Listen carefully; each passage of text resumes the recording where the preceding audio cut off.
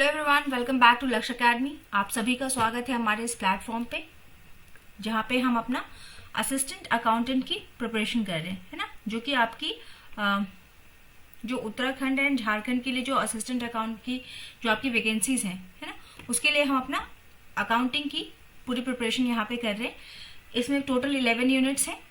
जो भी स्टूडेंट हमारे साथ स्टार्टिंग से कंटिन्यू कर रहे हैं, स्टार्टिंग से क्लासेस कर रहे हैं, वो उनको सारा कुछ पता है कि कितने यूनिट्स हैं, कैसे हम क्लासेस कर रहे हैं। तो आज हमारी क्लास नंबर 4 है। ओके, यहाँ हम कर रहे हैं अपनी तैयारी जीत की। ओके, चलिए, साथ ही साथ जो भी स्टूडेंट फर्स्ट टाइम इस प्लेटफॉर्म पे आ रहे हैं, फर्स्ट टाइम इस क्लास को देख रहे हैं, वो डिस्क्रिप्शन बॉक्स में एक लिंक गिवन है, वहां पे जाके कनेक्ट हो जाएंगे, सो दैट कि आपको क्लास की इन्फॉर्मेशन रेगुलर बेसिस पे मिलती रहे, एज वेल एज जो पीडीएफ हो रहे हैं ना, क्लास के और टेस्ट के जो पीडीएफ हो रहे हैं वो आपको मिलता रहे। अगर किसी भी स्टूडेंट को आपका पेड बैचेस परचेज करनी है, पूरा डिटेल प्रिपरेशन करनी है ना, आपको थ्योरी एंड मॉक टेस्ट दोनों की क्लासेस चाहिए, रिकॉर्डेड एंड लाइव आप बाद में भी देख सको, वो भी चाहिए, ठीक है। टेस्ट वगैरह चाहिए, हिंदी इंग्लिश लैंग्वेज का कोई प्रॉब्लम है, एमसीक्यूज लगाने, तो सारे जितने भी ये सारे जो इश्यूज हैं वो आपके इन पेड बैचेस में सॉल्व हो जाएंगे। तो जिनको भी लेना है वो परचेज कर सकते हैं।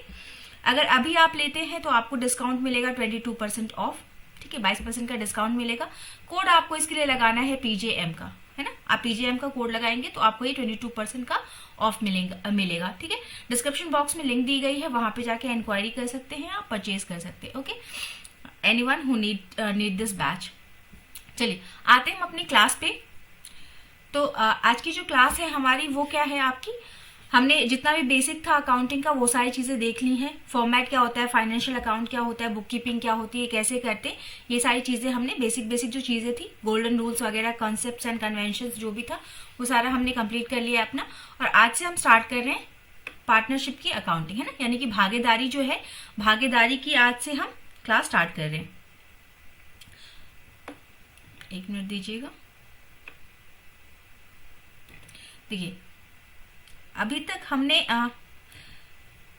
1 सेकेंड, हाँ, तो हम क्या बात करते हैं, आज से हम भागीदारी स्टार्ट करेंगे। भागीदारी यानी कि पार्टनरशिप जो है उसमें जितने भी कॉन्सेप्ट है कि पार्टनरशिप होता क्या है, उसके फीचर्स क्या है, कौन से रूल्स एंड रेगुलेशन फॉलो होते हैं, कौन सा अधिनियम है ना, ये सारी चीजें हम उसको बनाते कैसे, ये सारी चीजें आज हम यहाँ पे डील करने वाले हैं। तो देखिए, सबसे पहले तो बात आती है कि पार्टनरशिप होता क्या है, भागीदारी से आप मतलब क्या समझते हैं।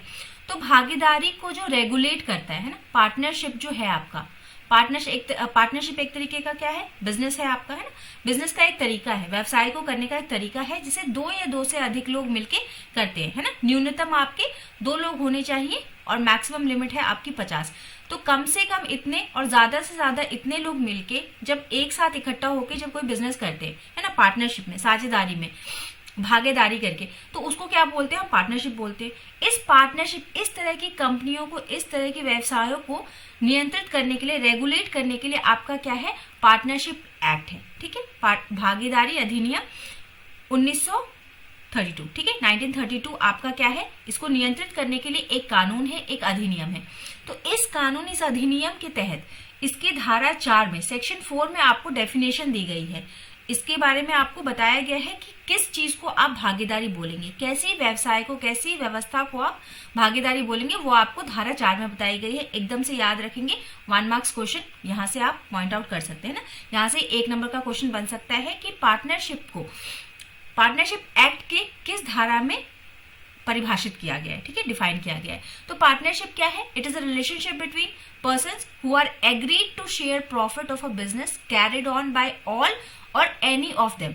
मतलब एक ऐसा व्यवसाय जिसमें लोगों के बीच में रिलेशन बनाया गया है, एक संबंध बनाया गया है, जिसमें वो सभी किस बात पे सहमत हुए हैं कि वो जो बिजनेस का जो प्रॉफिट होगा, जिसे एक या फिर सभी पार्टनर्स मिलके करेंगे, तो उस बिजनेस को करने के बाद जो भी प्रॉफिट होगा वो उनमें बांटा जाएगा, ठीक है। अब वो किस अनुपात में बांटा जाएगा, इसकी बातें हम बाद में करेंगे, बट यहाँ पे सिंपल हमने समझा कि धारा 4 हमको क्या बताता है कि ये एक ग्रुप है, एक लोगों का, एक मतलब लोगों के बीच में एक ऐसा संबंध बनाया गया है जिसमें कि जब बिजनेस किया जाएगा, चाहे एक व्यक्ति द्वारा या सभी पार्टनर्स द्वारा जब बिजनेस किया जाएगा, और उसका जो प्रॉफिट होगा, जो लाभ होगा, उसको ये मिलके बांटेंगे अपने में, ठीक है। बस इतनी बात हमको बताई गई है और यही आपको ध्यान रखना है। ओके, चलिए अब आते हैं। देखिए, पार्टनरशिप होने के लिए, साझेदारी होने के लिए क्या क्या विशेषताएं होनी चाहिए, कौन कौन सी विशेषताएं होंगी, तो हम कहेंगे कि यहाँ पे एक पार्टनरशिप हो रही है। सबसे पहला 2 और मोर देन 2%, 2 या 2 से अधिक व्यक्ति होने ही चाहिए। एक व्यक्ति से आपका कभी भी पार्टनरशिप या साझेदारी नहीं बन सकती। उनके बीच में एक समझौता होना चाहिए। समझौता किस बात का, कि जो व्यवसाय किया जाएगा इनके द्वारा, चाहे इनमें से किसी एक के द्वारा या सभी के द्वारा, जो व्यवसाय किया जाएगा उसमें जो भी प्रॉफिट होगा उसको हम कैसे बांटेंगे या फिर हम अपने आप में उसको बांटेंगे। तो इसके लिए जो समझौता होता है, जो एग्रीमेंट होता है, तो एक एग्रीमेंट कम से कम आपका होना चाहिए। आपका जो बिजनेस है, जो व्यवसाय है, वो वैध होना चाहिए, लीगल होना चाहिए, लॉफुल होना चाहिए। आप किसी ऐसे काम के लिए पार्टनरशिप नहीं बनाएंगे जो कि अवैध कार्य हो, ठीक है। आप किसी गलत काम के लिए पार्टनरशिप नहीं बनाएंगे, उसको साझेदारी नहीं मानी जाएगी कानून की दृष्टि में, ठीक है।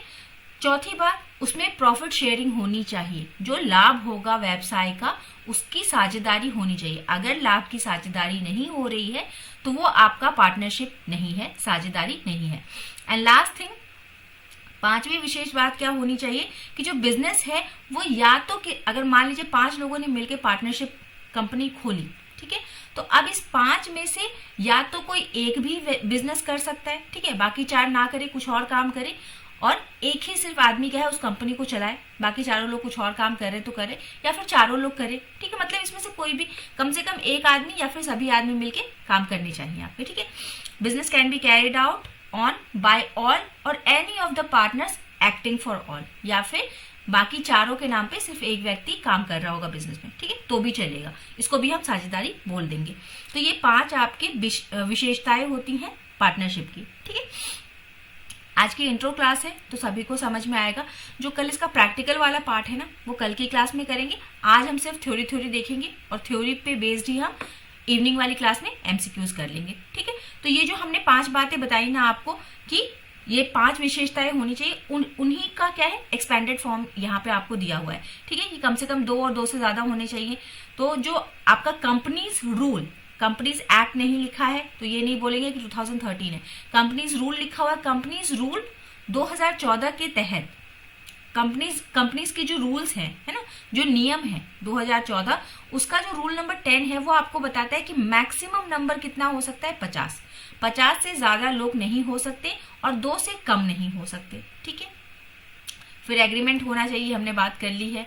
लॉफुल बिजनेस होना चाहिए, ये भी हमने बात कर ली।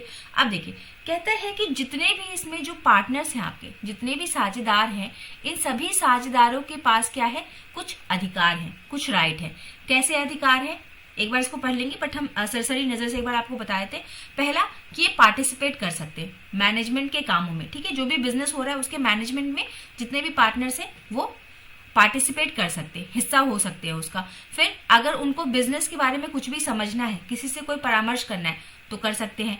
जो बुक्स ऑफ अकाउंट बनाए जाएंगी साझेदारी की, तो हर एक पार्टनर क्या है उन बुक्स को देख सकता है। जो लेखांकन किया जा रहा है उसकी जितनी भी बुक्स बन रही हैं उन सबको देख सकता है, उनकी कॉपी मांग सकता है, ठीक है, एक प्रति कॉपी मांग सकता है वो।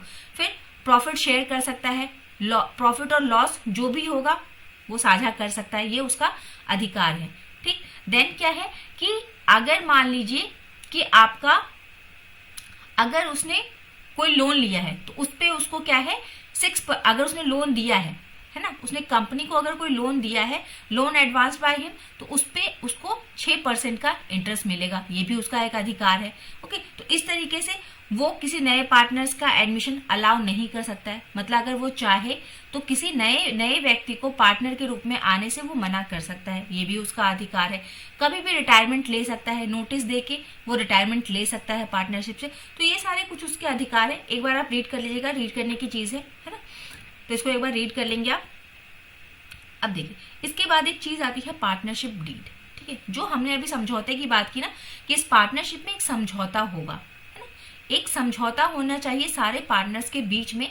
तो वो समझौता क्या है, अगर वो रिटन डॉक्यूमेंट के फॉर्म में है ना, मतलब कि समझौता हुआ, एक कागज पे हमने सारी चीजें लिखी और उसको सारे पार्टनर्स ने साइन कर दिया, ठीक है, कि जितनी भी बातें इसमें, जितनी भी शर्तें लिखी हैं, जो भी बातें लिखी हैं कि हम इन तरीकों से अपने बिजनेस को चलाएंगे, है ना। मतलब बिजनेस को चलाने के लिए हमने क्या किया, एक रूल्स एंड रेगुलेशन बना लिया खुद से ही कि हम लोग ऐसे प्रॉफिट शेयर करेंगे, इस तरीके से हमारा बिजनेस होगा, हमारे बिजनेस का नेचर ये होगा, कैपिटल ये होगा, हम इसमें इतना पूंजी लगाएंगे, ठीक है, कि हम कब शुरुआत करेंगे, कब खत्म करेंगे। तो जितने भी हमको जो भी चीजें करनी है ना बिजनेस में, जब पार्टनर्स उन सारी चीजों को लिखित रूप में आपका टर्म्स एंड कंडीशन लिख के देते हैं ना, तो उसको क्या बोलते हैं, पार्टनरशिप डीड। और इसको अंत में क्या है, सभी पार्टनर साइन कर देते हैं कि हम सभी इस पे एग्रीड हैं, हम सभी को ये सारे जो टर्म्स एंड कंडीशन है, जो नियम कानून यहाँ पे लिखे हुए हैं, उन सबको हम सब स्वीकार करते हैं और फॉलो करेंगे। तो वो क्या बन जाता है, हमारा पार्टनरशिप डीड, है ना, साझेदारी विलेख बन जाता है। रिटन, ये कैसा होता है, एक रिटन डॉक्यूमेंट है जिसमें टर्म्स एंड कंडीशन लिखी हुई है, कुछ शर्तें और नियम लिखे हुए हैं। ओके, कि अगर मान लीजिए कभी भी अगर कोई विवाद हो जाए, तो आपके पास एक दस्तावेज रहेगा, एक रिटन डॉक्यूमेंट रहेगा, जिसको आप कोर्ट में प्रस्तुत कर सकते हैं, ठीक है, या फिर अपना विवाद सुलझा सकते हैं। It is a legal document, ठीक है, लीगल डॉक्यूमेंट है, मान्य है, क्योंकि आपने इस पे हस्ताक्षर किए हुए हैं, तो ये क्या है, कोर्ट में मान्य होगा, signed by all the partners, ठीक है, ये बात हम कर चुके हैं। इसमें कुछ 20 प्रमुख बातें लिखी हैं, जैसे कि डिस्क्रिप्शन ऑफ द पार्टनर्स के बारे में सारी जानकारी, कि उनका नाम क्या है, एड्रेस क्या है, ठीक है, आइडेंटिटी क्या है, सारी बातें। फर्म के बारे में सारी बातें लिखी हैं। प्रिंसिपल प्लेस ऑफ बिजनेस, मतलब व्यवसाय का मुख्य स्थान क्या होगा, जैसे हेडक्वार्टर होता है ना, हेडक्वार्टर कहाँ होगा। देन नेचर ऑफ बिजनेस, व्यवसाय की प्रकृति क्या होगी।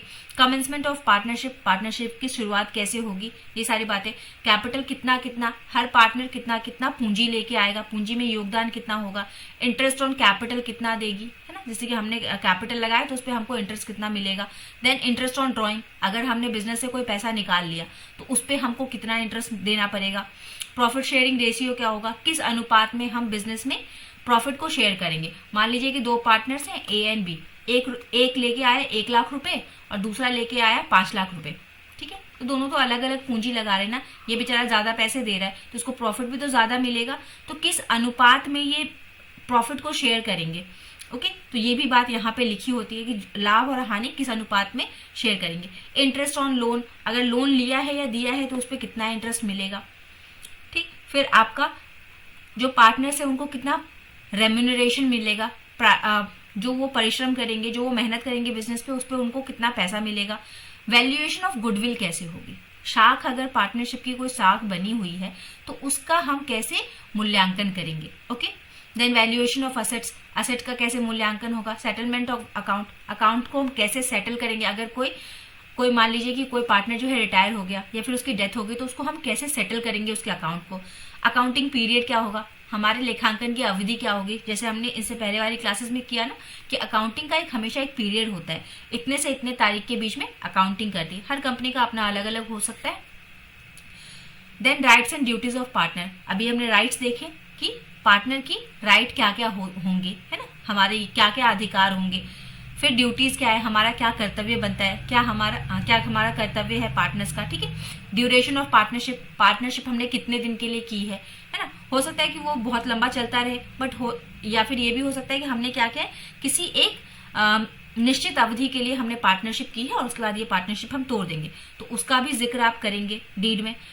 बैंक अकाउंट ऑपरेशन, ठीक है, कुछ संचालन के बैंक अकाउंट होंगे कि हमारा जितना भी बिजनेस का पैसा आएगा इस खाते में आएगा, एक हम संयुक्त बैंक अकाउंट खोल लेंगे। डेथ ऑफ पार्टनर की मृत्यु पे किस तरीके के प्रावधान किए जाएंगे। एंड सेटलमेंट ऑफ डिस्प्यूट, अगर कोई विवाद आ गया तो उसका निवारण हम कैसे करेंगे। ये इतनी सारी चीजें कम से कम एक डीड में लिखी होती है, ठीक है। It can be more than this points और लेस देन दीज पॉइंट्स, कम ज्यादा हो सकता है, ठीक ना, आप पे डिपेंड करता है कि कैसा आप डीड बनाते हैं। बहुत सी कंपनियां नहीं भी बनाती हैं तो उसके लिए भी कुछ प्रावधान होते हैं जिनको हम यहाँ पे अभी देख लेंगे। देखिए ये उसी का विस्तृत है, जो बातें मैंने आपको बताई ना ये उसी की बातें हैं। चलिए अब देखिए, अभी हमने कहा ना कि अगर पार्टनरशिप डीड नहीं होता है, एब्सेंस ऑफ पार्टनरशिप डीड, अगर पार्टनरशिप डीड हमने नहीं बनाया तो अब हम क्या करेंगे, है ना।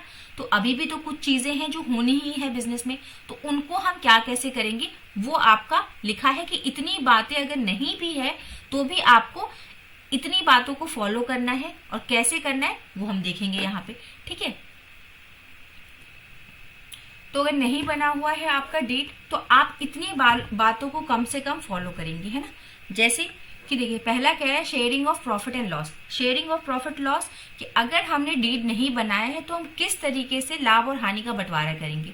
तो अगर आपने डीड नहीं बनाया, पार्टनर्स ने मिलके अगर कोई दस्तावेज नहीं बनाया है जो इसके लिए नियम आपको बताए, तो आप क्या करेंगे कि जो भी लाभ और हानि होगा उसको आप बराबर बांटेंगे। ठीक है, बराबर इक्वली सबको 1:1 के रेशियो में सबको प्रॉफिट मिलेगा। ठीक है, जितना प्रॉफिट होगा वो सब में बराबर बढ़ जाएगा। देन इंटरेस्ट ऑन कैपिटल, कुछ नहीं, अगर आपने डीड नहीं बनाया है तो कुछ नहीं होगा। ठीक है, कोई प्रोविजन नहीं है, कोई फिक्स रेट नहीं है। अगर आपको चाहिए तो आप उस पर एग्रीमेंट बना सकते हैं, नहीं तो अगर आपने नहीं बनाया है तो कोई इंटरेस्ट आपको नहीं मिलेगा कैपिटल्स पे, पूंजी पे। बिल्कुल ऐसा ही होगा आपके ड्रॉइंग्स पे। ड्रॉइंग्स पे भी आपको अगर आपने डीड नहीं बनाया है तो कोई ड्रॉइंग्स पे इंटरेस्ट नहीं मिलेगा। हाँ, लेकिन इंटरेस्ट ऑन लोन, एडवांस और लोन, अगर पार्टनर्स ने कोई एडवांस या लोन दिया है तो उस पे आपको 6% पर एनम का सालाना 6% आपको ब्याज मिलेगा। ठीक है, रेम्युनरेशन टू द पार्टनर, नहीं बनाया है कुछ नहीं मिलेगा। Liabilities of the partner, partners liability की पार्टनर बनी रहेगी, चाहे आप सिमिलर एक समान व्यवसाय करें या स्वयं के लिए लाभ अर्जित करें, दोनों ही कंडीशन में आपको फर्म को देना पड़ेगा। जो भी आप लाभ कमाएंगे वो आपको देना पड़ेगा फर्म को। ठीक है, पार्टनरशिप फर्म को देना पड़ेगा। तो यहाँ पे 2 ही आपको याद रखना है, बाकी के लिए आपको कुछ याद नहीं रखना है, बस 2 आपको याद रखना है 2 चीजें कि प्रॉफिट जो शेयरिंग होगा, जो लाभ और हानि का बंटवारा होगा वो बराबर होगा, और आपको इंटरेस्ट ऑन एडवांस और लोन आपको देना मिलेगा 6% सालाना के हिसाब से। ठीक है, बस ये 2 चीजें आप याद रखिए, इसी को विस्तृत रूप में लिखा गया है। फिर देखिए एक वेरी इंपॉर्टेंट पॉइंट, बहुत ही इंपॉर्टेंट यहाँ पे एक चीज हमको ध्यान रखनी है कि important provisions of Indian partnership act, कुछ ये धाराएं हैं जो बहुत महत्वपूर्ण है, आपको ये एकदम से याद रख लेनी है। जैसे धारा किसका, पार्टनरशिप एक्ट, पार्टनरशिप अधिनियम 1932। ठीक है, 1932 का जो आपका पार्टनरशिप अधिनियम है उसमें ये 5 जो है 5 सेक्शन आपको याद रखने। एक सेक्शन हम पहले ही बात कर चुके हैं, सेक्शन नंबर 4। ठीक है, सेक्शन 4 जिसमें परिभाषा डेफिनेशन दी गई है उसको हमने देख लिया है, और बाकी ये 5 अभी के लिए आप याद रखेंगे। आगे और भी इंपॉर्टेंट आएंगे तो हम डिस्कस करेंगे, अभी के लिए आपको ये 6 याद रखने हैं ना। देखिए धारा 30 कहती है कि जो एक माइनर है, यानी कि जो एक 18 साल से कम उम्र का जो बच्चा है, माइनर कहा जाएगा, है ना, नाबालिग है, उसको भी आप पार्टनर बना सकते हैं अगर आपने सारे पार्टनर्स अगर एग्री करते हैं, आपके पार्टनरशिप डीड में विलेख में अगर लिखा हुआ है तो आप उसको पार्टनर बना सकते हैं, है ना। अगर ऐसे अगर बात करें तो इंडियन कॉन्ट्रैक्ट एक्ट के तहत, है ना, जो कॉन्ट्रैक्ट एक्ट होता है उसमें 18 साल से कम के साथ आप कोई समझौता नहीं कर सकते, कोई एग्रीमेंट, कोई कॉन्ट्रैक्ट साइन नहीं कर सकते, उसको मान्य नहीं मान जाता। लेकिन यहाँ पे आप मान सकते हैं धारा 30 के तहत। ठीक है, फिर 31 कहता है कि अ पर्सन में बी एडमिटेड एट पार्टनर, किसी को जब हमको एडमिट करना होता, मतलब किसी नए पार्टनर को जब हम बिजनेस में लेके आएंगे तो उसके लिए हमको सहमति चाहिए। 31 बताता है कि आपको सहमति चाहिए नए पार्टनर को लाने के लिए, या तो सभी की चाहिए या फिर आप सब मिलके एक एग्रीमेंट बना लें और बता दें कि किसकी सहमति है किसकी नहीं, लेकिन कंसेंट चाहिए, है ना, हमको सहमति चाहिए। किसके तहत, धारा 31 के तहत। 32 आपको कहता है, यहाँ एडमिशन था, 32 में आपका रिटायरमेंट है। ठीक है, 30 में बच्चा आया, 31 में उसको हमने एडमिट कर लिया, उसको यानी फिर किसी को भी एडमिट किया, एडमिशन दिया, प्रवेश दिया, 32 में हमने उसको रिटायर कर दिया। ठीक है, इस तरीके से आप याद रखेंगे। 32 में रिटायर के लिए बात है, इसमें भी कंसेंट चाहिए, आपको सहमति चाहिए, किसके लिए, रिटायरमेंट के लिए 32 में चाहिए। 35 आपको कहता है कि unless otherwise agreed by the partners in the partnership deed, firm is dissolved on the death of partner. ठीक है, अब ये क्या कह रहा है, 35 क्या कहता है कि चाहे आपने डीड में बात की हो या ना की हो, पार्टनरशिप डीड जो आपने बनाया है, जो विलेख बनाया है, उसमें आपने बात की हो या ना की हो, ठीक है, हमने लिखा है नहीं लिखा है कोई मतलब नहीं, लेकिन जैसे ही पार्टनर्स की डेथ होती है, अगर मान लीजिए कि सारे पार्टनर की डेथ हो गई, ए और बी दोनों ने मिलकर स्टार्ट किया था, दोनों की अगर डेथ हो जाती है तो अपने आप जो पार्टनरशिप डीड है वो डिसॉल्व हो जाएगी। ठीक है, या फिर मान लीजिए अगर बी नहीं रहे तो बी जो है उनका पार्टनरशिप खत्म यहाँ पे। ओके, चाहे वो डीड में लिखी हो ये बात या फिर ना लिखी हो, 35 के तहत आपका खत्म हो जाएगा विद द डेथ। ठीक है, जैसे ही पार्टनर की डेथ होती है वैसे ही वो फर्म डिसॉल्व हो जाएगी। ठीक है, जैसे 2 थे, एक अगर नहीं रहे तो अब तो ये पार्टनरशिप रही ही नहीं ना, एक से पार्टनरशिप नहीं चलेगी। ठीक है, इतना हमको ध्यान रखना है। देन 69 69 कहता है कि registration of the firm is optional not compulsory. 69 धारा आपको बताता है कि जो आपका फर्म जो है, पार्टनरशिप फर्म, साझेदारी फर्म जो है आपकी, उसका रजिस्ट्रेशन कराना वो आपकी इच्छा पे निर्भर करता है। आप करवा भी सकते हैं या नहीं भी करवा सकते, वो अनिवार्य नहीं है। ठीक है, तो इतनी चीजें, ये 6 सेक्शन, ये 6 धाराएं अभी के लिए आप एकदम से याद कर लेंगे, ज्यादा नहीं है, 6 याद करना कोई मुश्किल नहीं है। ठीक है, 30 में हमने माइनर को परमिशन दी है, 31 में हमने एडमिशन किया है, 32 में हमने रिटायर कर दिया, 35 में हमने डिसोल्यूशन की बात की ऑन डेथ, और 69 में हमने किसकी बात की कि रजिस्ट्रेशन जो है वो ऑप्शनल है। ठीक है, कंपलसरी नहीं है, अनिवार्य नहीं है। वही बात हिंदी मीडियम स्टूडेंट्स के लिए लिखी है। अब देखिए, आज की क्लास की लास्ट चीज हम करेंगे कि जो अकाउंट्स जो बनते हैं, पार्टनरशिप के जो अकाउंट्स बनते हैं ना, उनके लिए कुछ विशेष प्रावधान होते हैं। अभी विशेष प्रावधान क्या है कि देखिए, maintenance of partners capital account. अभी तक अगर हम सिंपल एक बिजनेस की बात करें तो वहां पे अलग अलग सबके नाम का अकाउंट नहीं बनता था, है, क्योंकि बिजनेस में हम बिजनेस को अलग एक प्राथमिक चीज मानते थे, और यहाँ पे हम जो पार्टनर्स हैं उसको हम अलग नहीं मानते हैं, है ना। जैसे हमने पहले क्या किया था कि business and owner are separate entities, यहाँ पे हम सेपरेट नहीं मानते, यहाँ पे हम एक ही मानेंगे। ठीक है, कि जो पार्टनर है वही बिजनेस है और जो बिजनेस है वही पार्टनर्स है, दोनों का अपना पृथक व्यक्तित्व नहीं है। ठीक, तो हमको क्या करना है, इसके लिए पार्टनर्स का एक कैपिटल अकाउंट बनाना पड़ेगा, क्योंकि ये पूंजी लेके आए हैं, उस पूंजी में से कुछ निकाल सकते हैं बाहर, या फिर पूंजी में कुछ और ऐड कर सकते हैं। तो इसलिए हम क्या करेंगे, पार्टनर्स का कैपिटल अकाउंट बनाएंगे हमेशा। ठीक, then distribution of profit and loss account, loss among the partners. हमने पहले वो पूंजी लेके आए, साल भर बिजनेस किया, फिर साल के अंत में क्या है, उन्होंने पता किया कि प्रॉफिट हुआ या लॉस हुआ। अगर प्रॉफिट हुआ है तो भी बराबर बांटेंगे, लॉस हुआ है तो भी बराबर बांटेंगे। तो अब ये जो बांटने वाला काम है ना, डिस्ट्रीब्यूशन ऑफ प्रॉफिट या लॉस, ये बांटने के लिए भी हम क्या करेंगे, इसका भी अलग से प्रावधान करेंगे। अब हम बांटेंगे, सबके खाते में अलग अलग पैसे डालेंगे। Then adjustment for the wrong appropriation of profit. Appropriation मतलब जो बिजनेस में जो बांटना, एप्रोप्रिएशन मतलब सिंपल प्रॉफिट का जब हम बंटवारा करते हैं ना, जैसे ए बी सी है, तो इन तीनों के खाते में हम जिस रेशियो में इनको जाना है, जिस अनुपात में इनको प्रॉफिट मिलना है, इसको अगर मान लीजिए 5 रुपए का प्रॉफिट हुआ तो इसको 1 रुपए देना है, इसको 2 रुपए देना है, इसको 2 रुपए देना है, तो ये अनुपात हो गया। ठीक, तो इस अनुपात में जब हम इनको प्रॉफिट देंगे, उसमें अगर हमसे कोई गलती हो गई है, हमको बढ़ाना घटाना कुछ अगर करना है, तो उसके लिए हम जो एंट्रीज करते हैं उसको क्या बोलेंगे, adjustment for the wrong appropriation of profit. मतलब जो हमने प्रॉफिट बांटा है वो हमसे गलती हो गई, उसको हम सही करेंगे, एडजस्ट करेंगे। अब देन चौथा काम हम करते हैं, रिकंस्टिट्यूशन ऑफ पार्टनरशिप फर्म।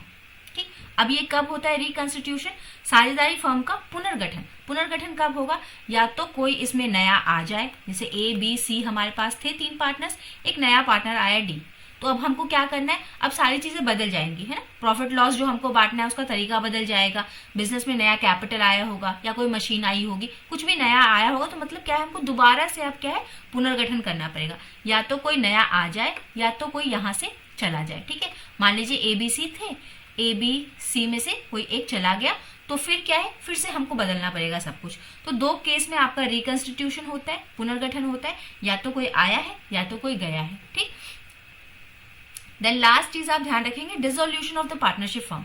अब क्या है, सबसे आखिरी काम क्या हो सकता है कि हमारी फर्म ही खत्म हो जाए, है ना, फर्म को अब हम बंद कर रहे हैं, डिसॉल्व कर रहे हैं, तो उस केस में हमको क्या करना है, फिर हमको कुछ एडजस्टमेंट करनी होगी। जैसे अब हम अपनी संपत्तियों को बेचेंगे, हमारे जितने भी दायित्व हैं उनको पूरा करेंगे, मतलब सारा सेटलमेंट करेंगे, तो उस वक्त भी हमको कुछ नए अकाउंट बनाने पड़ते हैं। ओके, तो इतने काम हमको अकाउंटिंग में करना है। ओके, चलिए, तो यही सारी चीजें यहाँ पे लिखी हुई हैं। ये 1-2 चीजें और देख लीजिए कि जो हमने कहा ना कि हम कैपिटल अकाउंट बनाते हैं, पार्टनर्स का हम पूंजी खाता बनाते हैं, तो पूंजी खाता बनाने का 2 तरीका हो सकता है। एक तो फिक्स्ड कैपिटल मेथड होता है और दूसरा फ्लक्चुएटिंग कैपिटल मेथड, स्थिर पूंजी विधि या फिर उतार चढ़ाव वाली पूंजी विधि। जो फिक्स्ड है, जो हम फिक्स्ड मेथड से अगर हम कैपिटल अकाउंट बना रहे हैं ना, पूंजी खाता अगर हम फिक्स तरीके से बना रहे हैं स्थिर विधि से, तो स्थिर विधि से फिक्स्ड वाले में हम 2 तरीके के अकाउंट बनाते हैं। एक बनाते हैं हम आपका कैपिटल अकाउंट, पूंजी अकाउंट, और दूसरा बनाते हैं करंट अकाउंट। ठीक है, ये कैपिटल वाला जो सिर्फ कैपिटल में चेंजेस होंगे, कि अगर उसने पूंजी में कुछ ऐड किया तो हम इसको बढ़ाएंगे, पूंजी में से कुछ निकाला तो हम उसको घटाएंगे। बाद बाकी जितने भी बाकी जो बार बार चेंज होने वाली चीजें हैं, जैसे उसका रेम्यूनरेशन आएगा, कमीशन आएगा, कुछ भी जो आएगा नया कम ज्यादा, वो सारा हम क्या है इसमें ऐड करते जाएंगे, ये स्थिर रहेगा अपना। ठीक है, जब तक कैपिटल के साथ कोई छेड़छाड़ नहीं होगी तब तक हम इसमें कोई एंट्री नहीं करेंगे। ओके, और इसमें हम जो बार बार चीजें हो रही हैं, उसने कोई पैसा दिया, कोई बिजनेस किया, कुछ भी किया, तो वो सारा चीज क्या है इसमें चला जाएगा। आपका उतार चढ़ाव वाले में दोनों ही चीजें चलती हैं। फ्लक्चुएटिंग वाले में हम एक कैपिटल, सिर्फ एक कैपिटल अकाउंट बनाते हैं और इसी में सारा काम हम करते हैं, कैपिटल भी इसी में रहने देते हैं, उसको रेम्यूनरेशन मिल रहा है, कुछ भी मिल रहा है, ड्राइंग हो रही है, लोन दे रहा है, कुछ भी चीजें वो कर रहा है, वो सारा एक ही खाते में हम मेंटेन करते चले जाते हैं। ठीक है, तो इसलिए ये कैसा है फ्लक्चुएटिंग नेचर का, ये फ्लक्चुएट होता रहता है क्योंकि दोनों काम इसमें ही हो रहे हैं। तो आज के लिए हम इतना ही रखेंगे, है ना। पार्टनरशिप में इतनी चीजें आप हजम करेंगे और इतनी चीजों पे आप थोड़ा काम करेंगे, मतलब थ्योरी पोर्शन आप आज आप पढ़ लीजिए, है ना। उसके बाद हम आज शाम में इसका एमसीक्यूज ले लेंगे, एंड देन जो कल वाली क्लास होगी ना उसमें हम प्रैक्टिकल क्वेश्चंस करेंगे कि रेशियोज कैसे निकालते हैं, एडमिशन पे क्या होता है, कौन कौन सा अकाउंट बनाते हैं, कैसे बनाते हैं परफॉर्मा, ये सारी चीजें हम कल डील कर लेंगे। ठीक है, और उस पर कुछ न्यूमेरिकल्स आपके कर लेंगे। चलिए, thank you everyone, have a nice and wonderful day, thank you.